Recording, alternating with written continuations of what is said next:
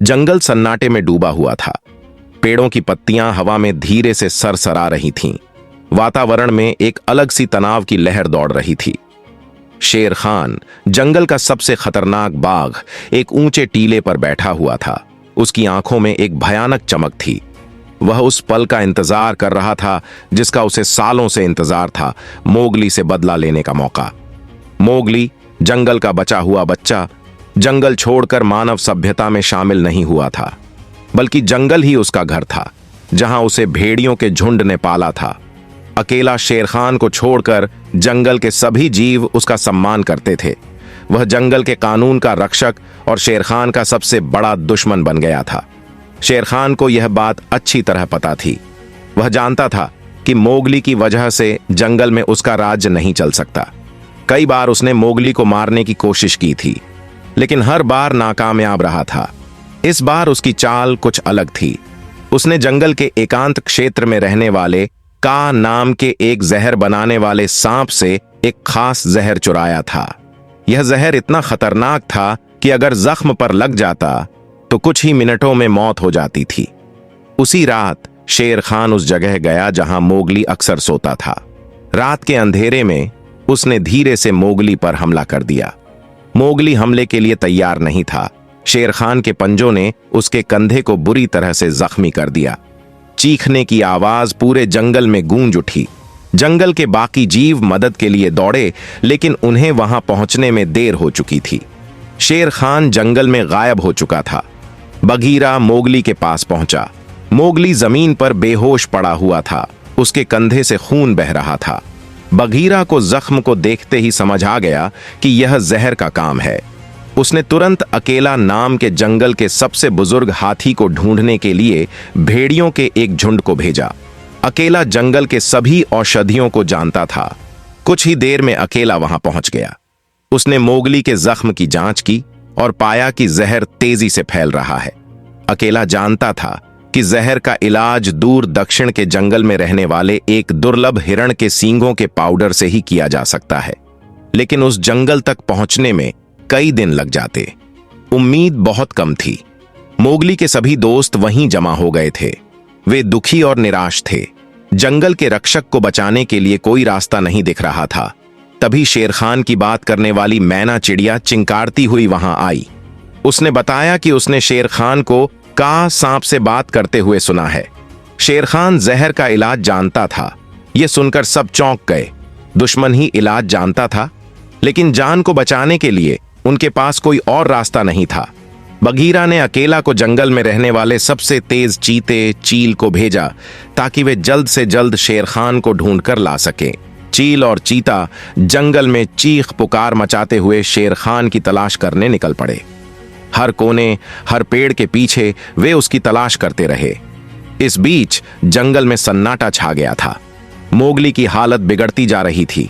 उसका शरीर कमजोर पड़ चुका था और उसकी सांसें छींचली हो रही थीं। अकेला जंगल की जड़ी बूटियों का लेप लगाकर जख्म को साफ करने की कोशिश कर रहा था, मगर जहर बेअसर नहीं हो रहा था। कुछ घंटों बाद चील और चीता हांफते हुए लौट आए। उनके साथ शेर खान नहीं था।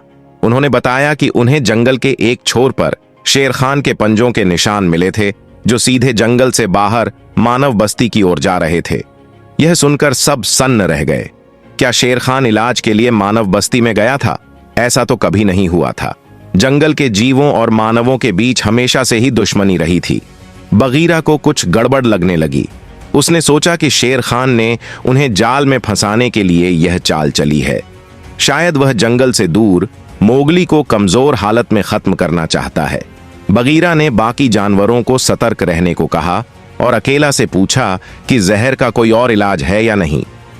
अकेला ने निराश होकर कहा कि जंगल में तो और कोई उपाय नहीं है, मगर शायद मानवों के पास कोई इलाज हो। बगीरा जानता था कि यह बहुत खतरनाक फैसला होगा, लेकिन मोगली को बचाने के लिए उनके पास कोई और रास्ता नहीं था। उसने बालू नाम के भालू को मोगली को लेकर मानव बस्ती के बाहर ले जाने को कहा और खुद जंगल के किनारे पर नजर रखने लगा। रात होते होते बालू मानव बस्ती के पास पहुंच गया। उसने वहां एक झोपड़ी देखी जिसके बाहर मंदिर की धूप जल रही थी। धीरे से बालू झोपड़ी के पास गया और आवाज लगाई। झोपड़ी का दरवाजा खुला और एक बूढ़ी महिला बाहर निकली। बालू ने उसे पूरी कहानी बताई और मोगली को दिखाया। महिला को जंगल के जीवों पर तरस आया। उसने देखा कि मोवगली बुरी तरह जख्मी है और जहर उसकी जान लेने वाला है। महिला जड़ी बूटियों की जानकार वैद्य थी। उसने मोवगली को झोपड़ी के अंदर ले जाया और जड़ी बूटियों का लेप लगाकर उसका इलाज करना शुरू कर दिया। कुछ दिनों तक इलाज चलने के बाद मोगली की हालत धीरे धीरे सुधरने लगी। जहर का असर कम हुआ और वह बातें करने लगा। बघीरा हर रात जंगल के किनारे पर निगरानी रखता था। एक रात उसे जंगल में आग जलने की लपट दिखाई दी। वह समझ गया कि शेर खान जंगल में वापस आ गया है। सुबह होते ही बघीरा मोगली के पास पहुंचा और उसे सब कुछ बताया। मोवगली अब तक काफी हद तक ठीक हो चुका था। गुस्से से उसकी आंखें लाल हो गईं। उसने शेर खान से बदला लेने की ठान ली। वैद्य महिला ने उन्हें बताया कि जंगल से कुछ दूर एक लोहार का गांव है, जहां लोहे के ऐसे तीर बनाए जाते हैं जो जहर का असर खत्म कर देते हैं। मोगली, बालू और बघीरा लोहार के गांव की ओर चल पड़े। रास्ते में उन्हें कई खतरों का सामना करना पड़ा, लेकिन वे किसी तरह गांव पहुंचने में कामयाब रहे।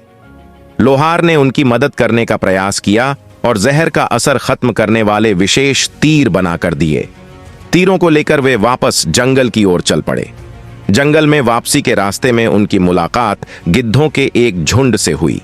गिद्धों ने बताया कि उन्होंने शेर खान को बाघिन अकीला के साथ जंगल के एक खंडहर में देखा था। अकीला शेर खान की साथी थी और जंगल की सबसे खतरनाक बाघिनों में से एक मानी जाती थी। यह सुनकर मोगली की चिंता और बढ़ गई। लोहार के बनाए विशेष तीरों को संभालते हुए वे जल्द से जल्द खंडहर तक पहुंचने की कोशिश करने लगे।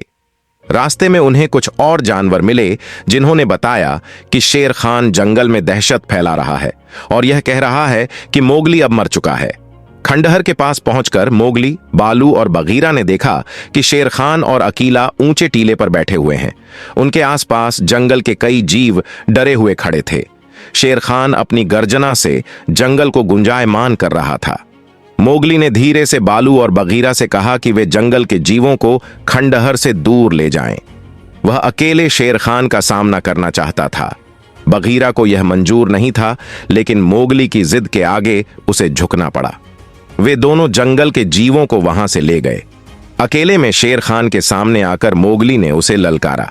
शेर खान उसे देखकर चौंक गया। उसने सोचा था कि जहर का काम हो चुका है और मोगली अब जिंदा नहीं है। गुस्से से उसकी आंखें लाल हो गईं। उसने मोगली पर झपटने का प्रयास किया, लेकिन मोगली जल्दी था। उसने कमर से लोहार का बनाया हुआ विशेष तीर निकाला और शेर खान पर छोड़ा। तीर सीधे शेर खान के कंधे पर लगा। तीर लगते ही शेर खान जोर से दहाड़ा। जहर का असर खत्म होने लगा और उसे दर्द हो रहा था। यह देखकर अकीला भी गुस्से में भर गई। वह मोगली पर हमला करने के लिए आगे बढ़ी, लेकिन तभी बघीरा और बालू जंगल के जीवों के साथ वहां आ पहुंचे। उन्होंने अकीला को रोक लिया। अब जंगल के सारे जीव मोगली का साथ दे रहे थे। शेर खान और अकीला खुद को अकेला पाकर भागने का प्रयास करने लगे, लेकिन मोगली ने उन्हें जाने नहीं दिया। उसने एक और विशेष तीर छोड़ा जो अकीला के पैर में जा लगा। घायल होकर अकीला भी जोर से चीखी। अब शेर खान और अकीला के पास भागने के अलावा कोई रास्ता नहीं बचा था। वे जंगल की गहराई में जा छिपे। इस तरह मोगली ने जंगल को शेर खान और अकीला के आतंक से मुक्त करा लिया। जंगल में खुशी की लहर दौड़ गई। सभी जीव मोगली की वीरता की सराहना कर रहे थे। मोगली ने जंगल के कानून की रक्षा की थी और साबित कर दिया था कि जंगल उसी का है। कहानी यहीं खत्म होती है।